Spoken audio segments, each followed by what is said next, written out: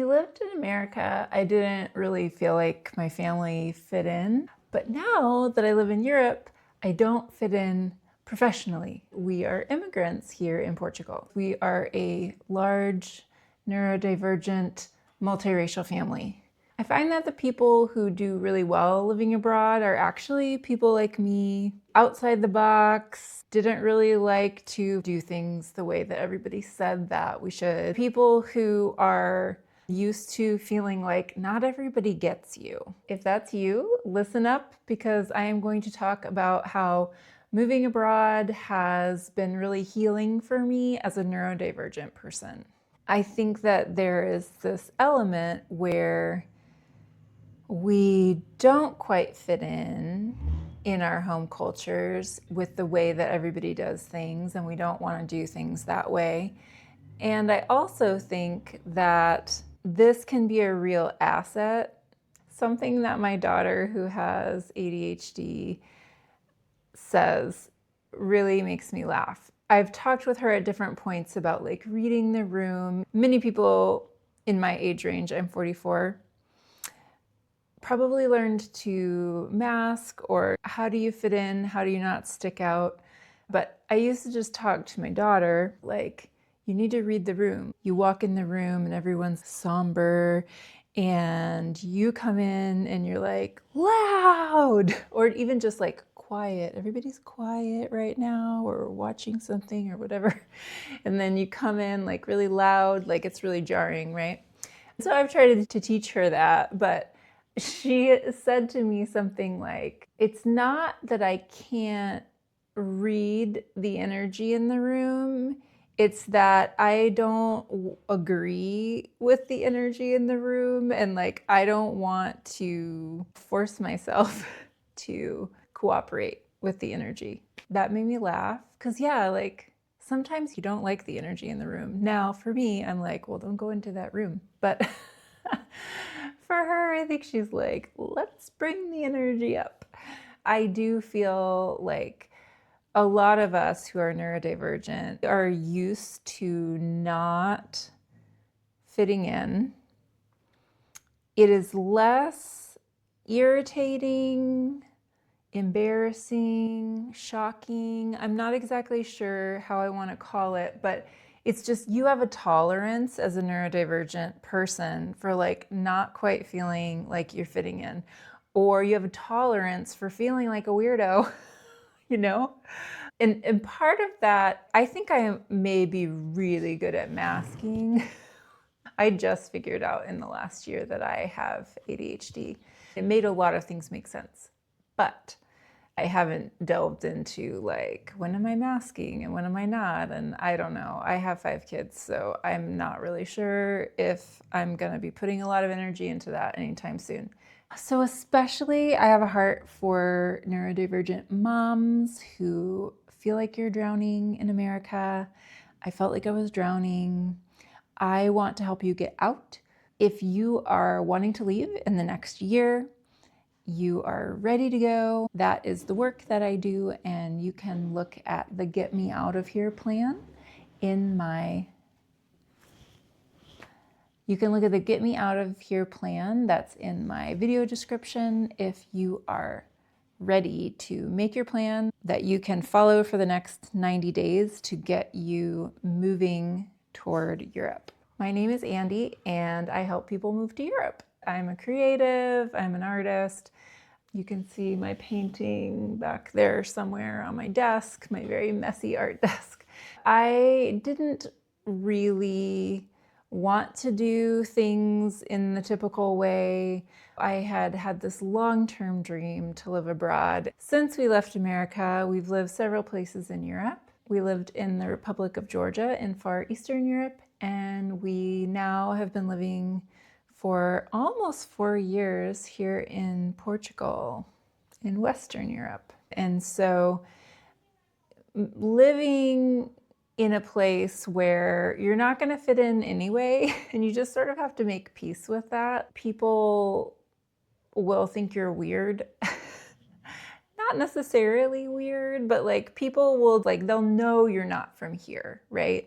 No matter what I do, And especially my husband, who is very tall, redheaded, and just like definitely doesn't look Portuguese. I don't really look Portuguese either. No matter what we do, we are obviously not from here. Now, that can be frustrating sometimes because even if you get really good at the language or you learn how to fit in, there's like layers of culture that you're just never gonna quite get or isn't gonna feel natural to you. That, even as I describe it, makes me think of how so many of us who are neurodivergent don't feel at ease with even the rules of our home cultures. Like, why do they do that? I want to do it this way, or things like that. However, this is ADHD right here, where you're talking and then you're like, where was I going with that?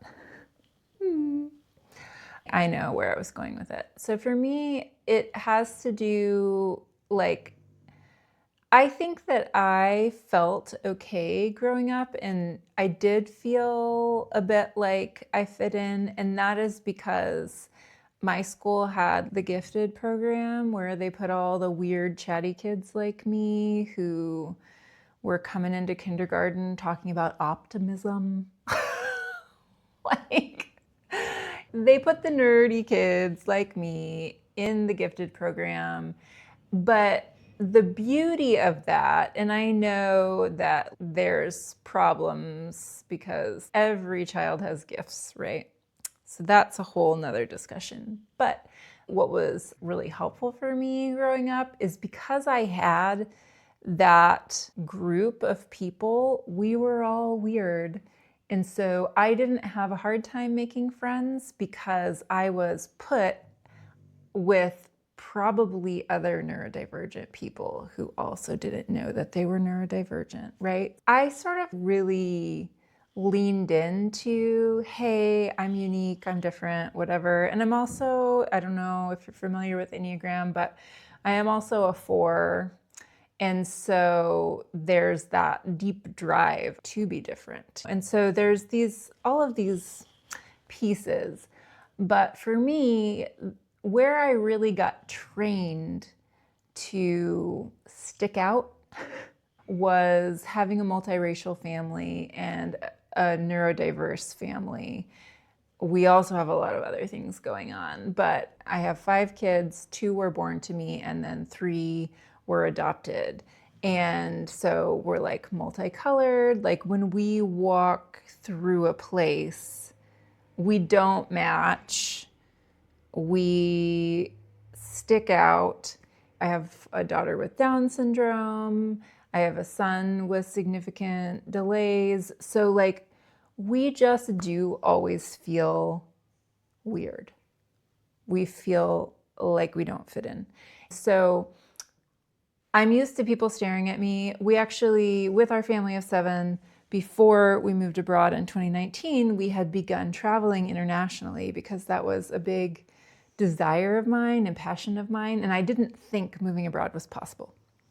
So during that time, we were walking through alleyways in China and everyone was staring at us, or riding on the metro in China and everyone was staring at us, or we were like walking through Paris and everyone was staring at us, walking into coffee shops, and we are a sight to behold. We were just like blowing people's minds all around the world before we even moved abroad. And so if you feel like you've had to do life sticking out, maybe you are a person who is not white and you were in mostly white environments, so you always stuck out in that way, you're probably going to do really well if you want to move abroad because you are used to sticking out.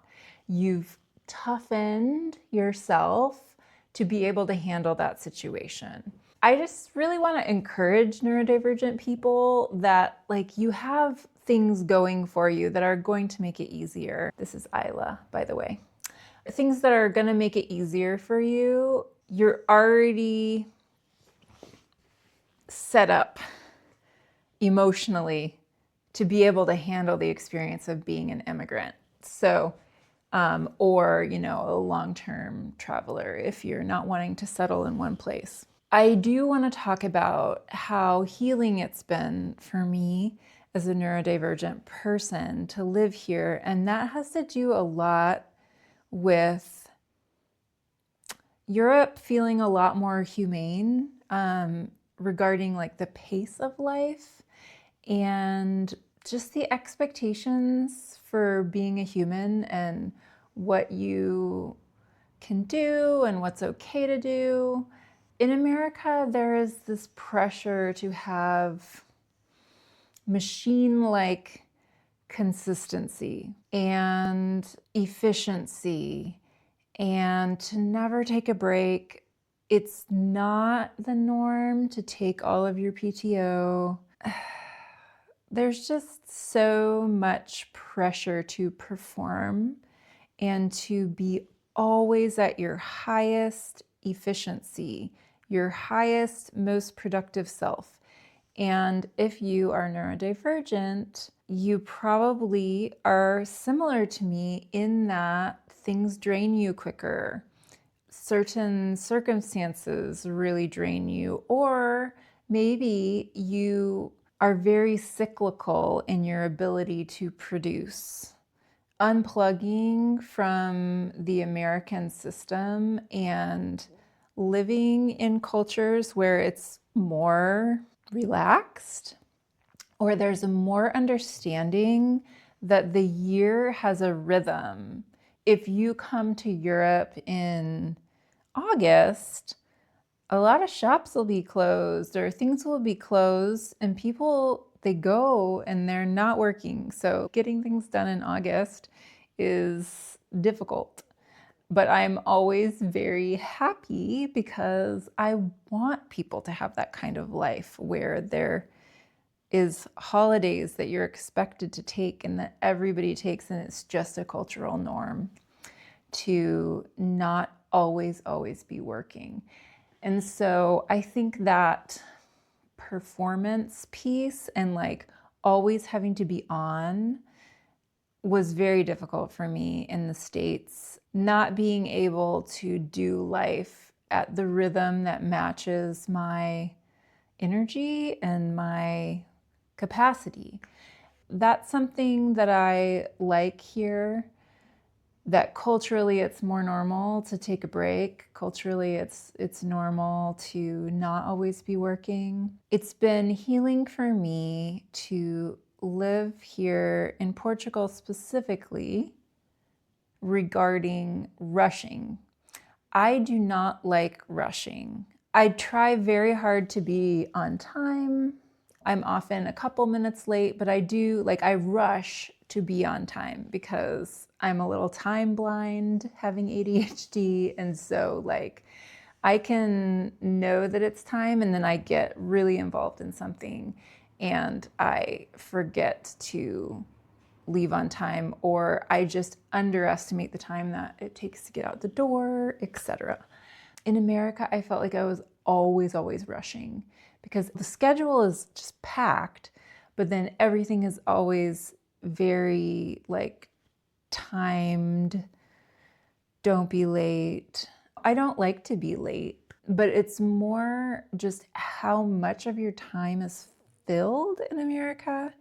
I like to be able to take my time.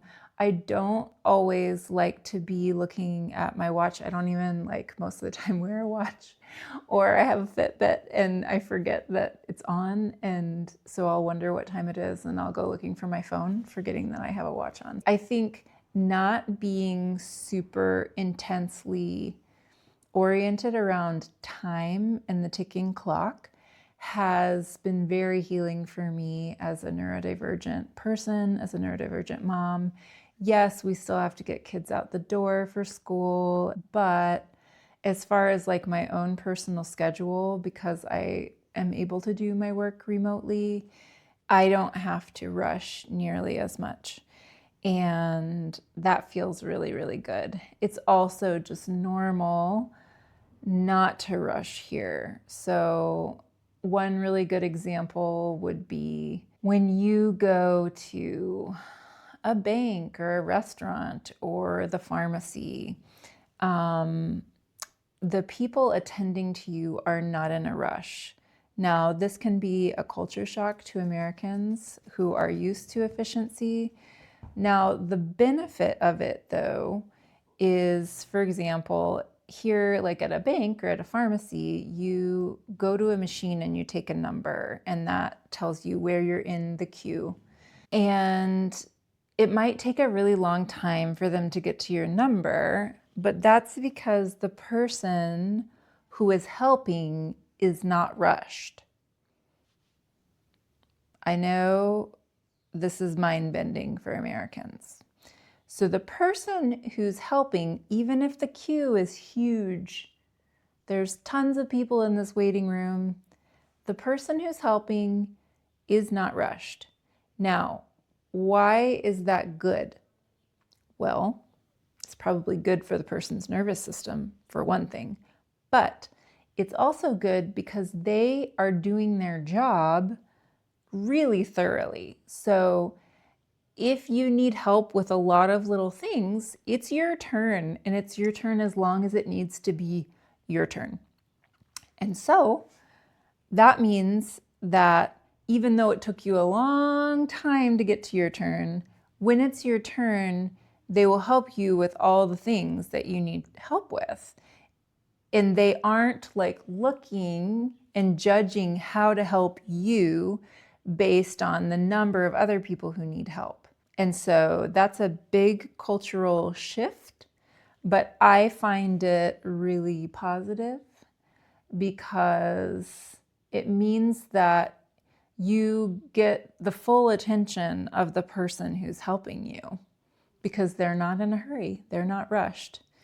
And so it's just a completely different cultural approach. But for me, as a person who doesn't like to rush, this feels very freeing. It feels just human. People let you move at human speed. People aren't annoyed by children moving at children's speed. People aren't annoyed by the elderly moving at the elderly speed.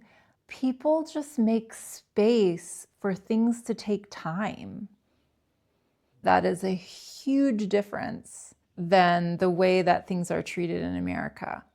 People are rushing you out of the restaurant in America. People are stressed helping you because they see the line behind you. So I find this a real positive because it means that I too can move at the speed that I need to move at and not feel wrong or dumb for doing so. So this series that I'm doing, this daily series through May 15th, is called 44 Days and 44 Ways That I Built a Life That Doesn't Break Me. And I'm talking about all of my different identities as a person and how moving abroad has been healing for those different identities, like as a mom, as a neurodivergent person, as a creative, and other ones too. So I am going to be talking about creativity. I just want to take a quick moment about Georgia because I'm going to be speaking about creativity on a different day. But one of the things that I loved about Georgia and has been very healing for me when I got to live there for a few years before we moved to Portugal is Georgia is very eclectic. It's very bohemian. Nat Geo actually named Tbilisi, the capital city, the most bohemian capital city. And I really found that to be true. It's such an eclectic combination of architecture. There's like brutalist concrete architecture. There's very European street cafe feel. There's also grapevines growing all over the city, which I've never seen anywhere else in the world. because they have an 8,000-year-old wine tradition. There's like beautiful, colorful wooden porches in the old area. There's very creative and strange architecture. Like there's one building that is called the Mushroom Building because it looks like a mushroom. There's one that looks like Jenga. Like there's a building that looks like Jenga. So it's a fascinating place. And for me as a creative, for me as an artist and a neurodivergent person who likes to be outside the box, Tbilisi is very outside of the box. And it's totally fine to be outside the box, and you can put together like really interesting mixes of decor. Like I loved the decor there. The cafes, the homes, like it was super eclectic. That was really fun for me. It was really life-giving for me just to enjoy the beauty of a different culture. Because people with ADHD are really novelty sensitive, and that brings us energy and dopamine and interest. That's one reason that living in Europe has been very healing for me, because I can hop around to totally different cultures with totally different food and different architecture. And like that feeds my soul. Just seeing new things, things that are beautiful and interesting to me, that has been truly joyful for me as a neurodivergent person.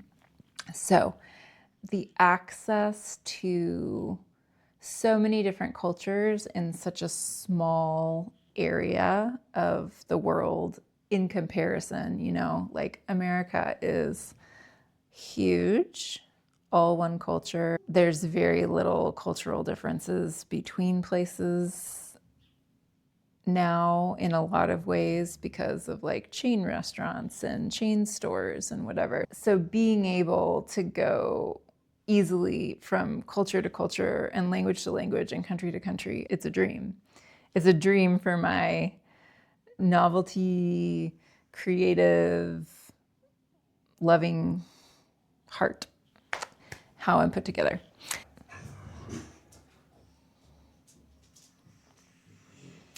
So once again, I'm Andy. Tell me if you are neurodivergent.